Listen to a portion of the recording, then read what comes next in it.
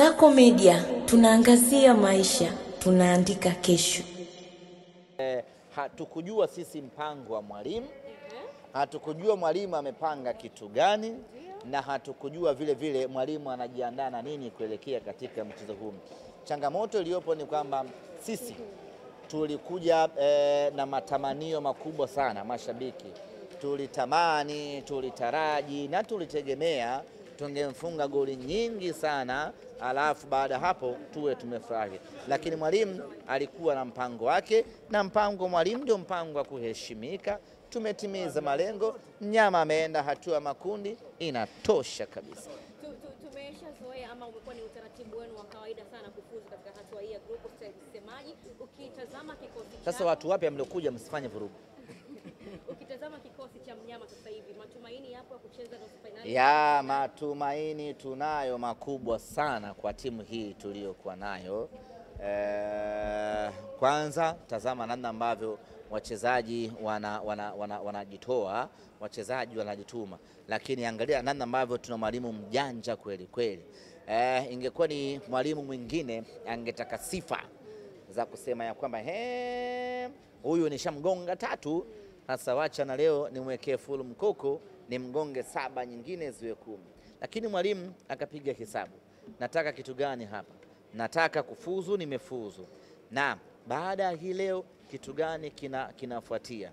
Siku 3 baadaye kuna mechi. Wapi? Tabora, mbali kweli kweli. Cha kufanya hapa ni nini? Nijipange na mechi ya Tabora. Kwa hiyo mwalimu ukiona hesabu zake namna hii zinakupa matumaini ya kwamba tuna mwalimu mzuri ambaye anajua kuchagua kitu gani cha kufanya kwenye wakati gani. Lakini kama haitoshi, aina ya wachezaji tuliokuwa nao, tazama utulivu wao, tazama ubora wao, namna ambavyo wanafanya vitu kwa usahihi na kwa makini na kwa wakati. Hii maana yake ni kwamba inatupa sisi imani na shauku kubwa ya kwamba hatua ya nusu finali mwaka huu Simba tuna asilimia kubwa mno kuifikia kwa mapenzi yake Mwenyezi Mungu. Kikosi kinataraji kuondoka tarehe 28 tukifika salama kuelekea Tabora kwenda kuwafuata TRA United. Na mechi hii ya leo, namna ambavyo tumecheza ni maandalizi ya mechi ya Tabora. Namna ambavyo vijana wetu wameperform hii leo ni maandalizi kuelekea mechi ya Tabora. Namna ambavyo vijana wetu wamecheza kwa kutunza nishati mwili ama kutunza power, sio power ya Mbosso, kutunza power ya mwili. Ni dhahiri shahiri ya kwamba mwalimu alishaanza maandalizi kuelekea mechi yetu ya tarehe 30 dhidi ya TRA.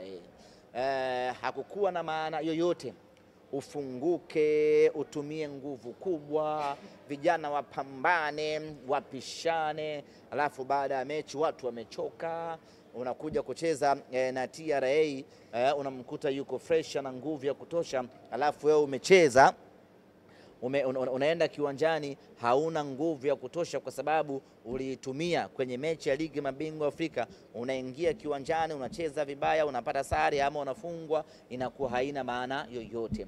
Ndio maana hii leo tukacheza kwa kurestore energy. Unacheza huku unatunza mwili ili utakapokuja kuingia uwanjani sasa kwenye mechi ya kuchukua alama uende ukiwa na nguvu ya kutosha, uende ukamtandike TRA pale pale nyumbani kwao, uondoke na alama 3.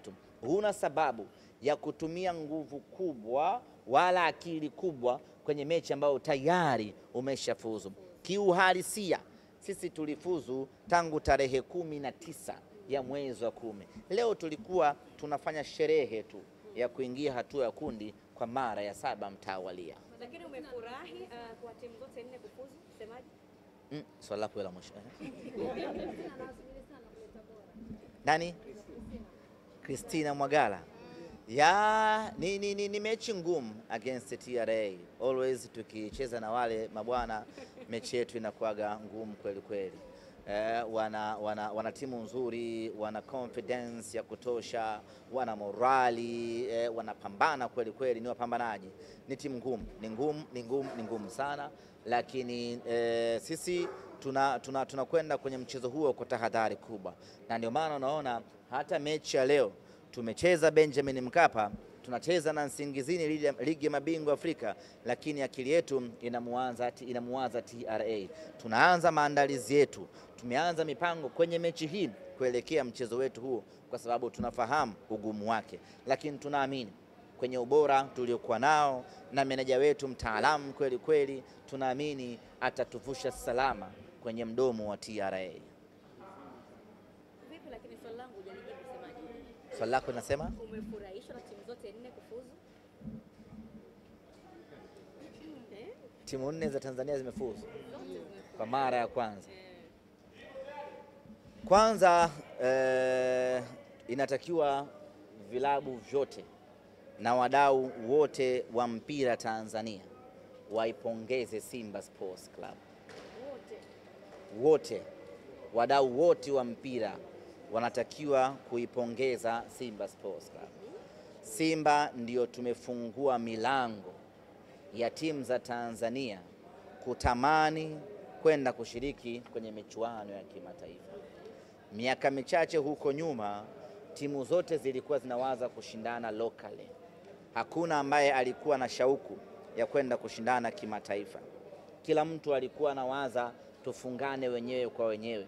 Unatoka zako Ruangwa na Mungo, unakwenda zako Ali Hassan Mwinyi Tabora. Unatoka Ali Hassan Mwinyi Tabora, unaingia Liti pale Liti Iringa, Singida. Unatoka hapo unakwenda Sokoine Mbeya. Tulikuwa kama Watanzania tumesharidhika na maisha hayo. Hakuna ambaye alikuwa anafikiria kabisa michuano ya kimataifa. Michuano ya kimataifa tulikuwa tunapeleka timu 2 pekee, na zenyewe ikienda mechi ya kwanza, ya pili imetolewa. Na timu ikitolewa kwenye michuano ya kimataifa ilikuwa hausikii mashabiki wakilalamika kwa nini tumetolewa.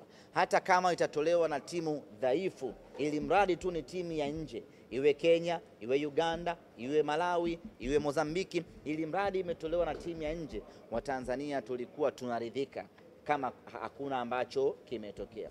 Lakini Simba Sports Club tukaja tukabadilisha mtazamo, tukawaambia na wengine haya sio maisha, twendeni tukashindane kimataifa.